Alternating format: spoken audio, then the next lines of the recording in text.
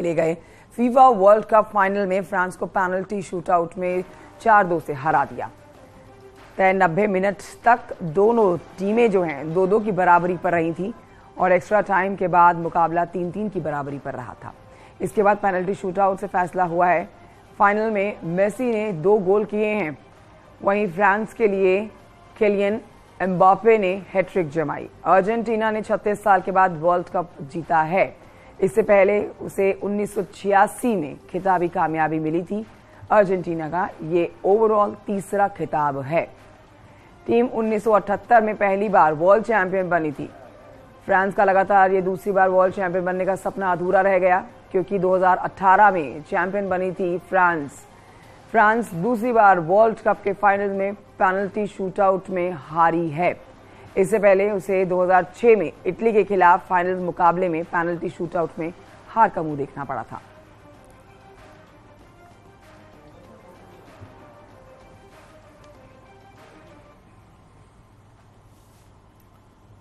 कन्नौज में sewer tank में गिरने से 4 साल के बच्चे की मौत हो गई।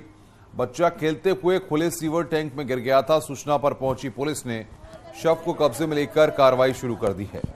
बच्चे की मौत का यह दर्दनाक हादसा कन्नौज के छिबरामऊ कोतवाली के दीपकपुर गांव में हुआ है। यहां के दीपक शुक्ला का 4 वर्षीय बेटा दोपहर में घर से बाहर खेल रहा था। जब वो काफी देर नहीं लौटा तो परिजनों को चिंता हुई। काफी खोजबीन के बाद जब वो नहीं मिला तो पिता गौरव की नजर पड़ोसी के खुले पड़े सीवर टैंक पर पड़ी।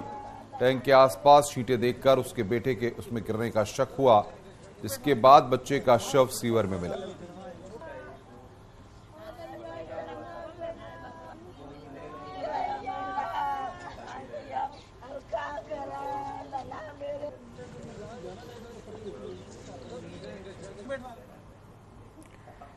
फिल्म पठान को लेकर चल रहे विवाद पर लगातार बयान अब सामने आ रहे हैं। अब आपको बताएं कि राष्ट्रीय लोकदल के अध्यक्ष जयंत चौधरी ने भी इस विवाद में छलांग लगा दी है। जयंत चौधरी कुछ ऐसे बहक गए हैं कि प्रधानमंत्री मोदी पर ही विवादित टिप्पणी करने लगे हैं। जयंत चौधरी ने अपने बयान पर बीजेपी पर तीखा पलटवार किया।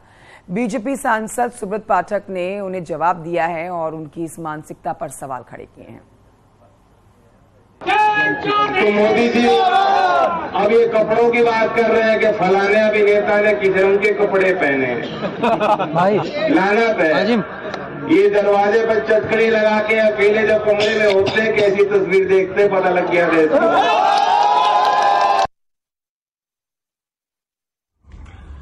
राष्ट्रीय लोकदल के अध्यक्ष जयंत चौधरी ने आज जिस प्रकार की अभद्र टिप्पणी देश के यशस्वी प्रधानमंत्री श्री नरेंद्र मोदी जी के लिए की है, मैं उस पर सिर्फ इतना ही कहना चाहता हूं, यहाँ वह लोग हैं जो सत्ता पाने हेतु वोट बैंक के लालच में कुछ भी कर सकते हैं।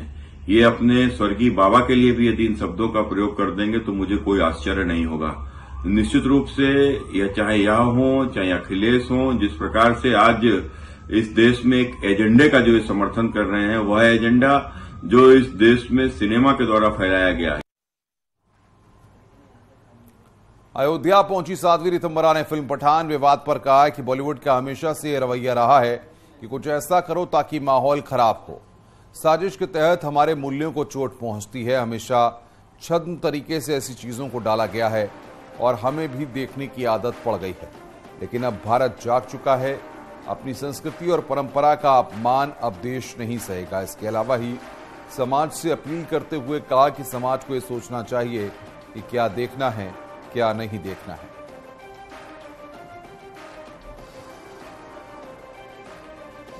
कार्य हमारे मूल्यों को चोट पहुंचाता है, हमें अपमानित करता है, उसकी तरफ झांकना नहीं है। बॉलीवुड का ये रवैया रहा है कि उसने हमेशा छद्म तरीके से दिमागों में जो है ये डाला गया और हमें भी देखने की आदतें पड़ गई हैं।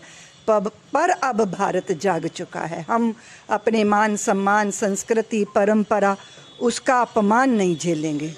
लगे या ना लगे, समाज को समझना चाहिए ना कि क्या देखना क्या नहीं देखना। बढ़ रहे आगे खबर कासगंज से, जहां पर तेज रफ्तार का कहर देखने को मिला है। बताया जा रहा है कि इस तेज रफ्तार बेकाबू कार हजारा नहर की रेलिंग तोड़कर काली नदी में जा गिरी। हजारा नहर की रेलिंग तोड़कर ये जो कार है काली नदी में जा गिरी है। तस्वीरें भी देख रहे हैं इस समय। इस हादसे में कार सवार 2 लोगों की दर्दनाक मौत हो गई है। वहीं आपको ये भी जानकारी दें कि 2 लोग गंभीर रूप से घायल हैं। इस घटना की सूचना मिलते ही मौके पर पहुंचे प्रशासनिक अधिकारी, जिन्होंने कार सवार लोगों को रेस्क्यू करके बाहर निकाला। घायलों को इलाज के लिए अस्पताल में भर्ती कराया गया है।